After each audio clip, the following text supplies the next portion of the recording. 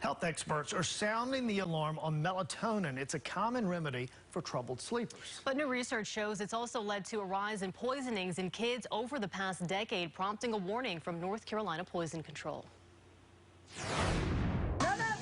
A fun day running around at Chavis Park in Raleigh is sure to help these kids get a good night's rest. But Megan Campbell says when her son was 2 or 3 years old, he started having trouble sleeping. It would take, gosh, probably like 2 to 2.5 hours for him to chill out and actually want to go to sleep. So she talked to a friend about it. And they were like, yeah, we started doing a little bit of melatonin every once in a while just to help our daughter go to sleep. And so we had tried it with him, and he did really well with it. Melatonin is a natural hormone that your brain produces. It helps regulate sleep, but like Campbell, you may have turned to over-the-counter melatonin. The sleep aid is available for children and adults in many forms, like tablets, pills, and gummies. But the rise in popularity might place children at risk. Melatonin exposures in children have been increasing for the last 10 years. Dr. Michael Beeler is the medical director of North Carolina Poison Control.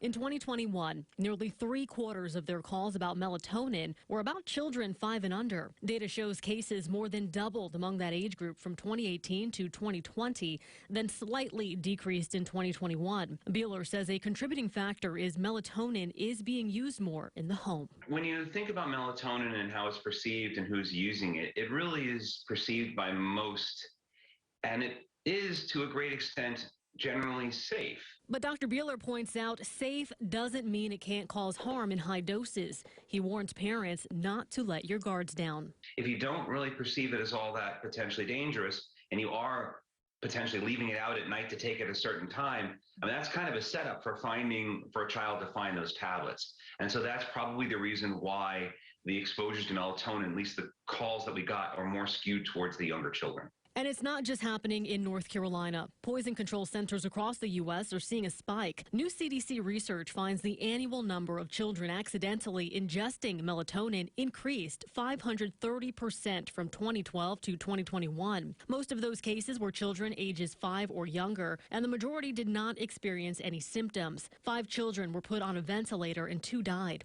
Campbell says the rise in cases doesn't surprise her, especially since melatonin is appealing to children. Honestly, they taste good now, too, so it's like they do think they're just like snack treats. So I'm sure if they got a hold of them, it's not shocking that it's like, oh, yeah, well, these taste good. I could eat, 6 or 7 of these. Remember that children are curious, and they can do things you don't expect. Melatonin is not recommended for children under 3, and because it is considered a dietary supplement, it's regulated less strictly by the Food and Drug Administration. And now we've got products that have 5 and 10 and more milligrams of melatonin. That's a lot. And some of these products aren't always what you think they are. Campbell says her son sleeps much better now, so she doesn't give him melatonin supplements anymore, but she does keep them handy. How do you store yours? How do you make sure your kids are safe when it comes to melatonin use?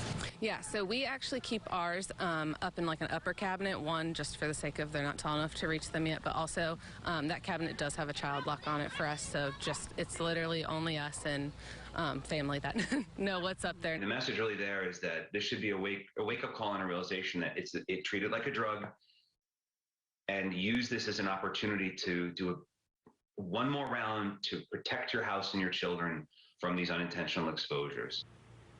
Yeah, so as he said, the key here is really just keeping it locked away. You want to keep it out of their reach so they can't get a hold of it. Well, and you would think, too, you're an adult. You don't need it to taste like a gummy bear to take a pill. So, if you do have children in the house, maybe make sure you buy something that's more a pill as opposed to... not as appealing. Exactly. Well, if you have any concerns, don't hesitate to call the North Carolina Poison Control Center, whether it's about melatonin or any other type of poisoning. That number, 1-800-222-1222. It is free and available 24 hours a day. So important. Yeah.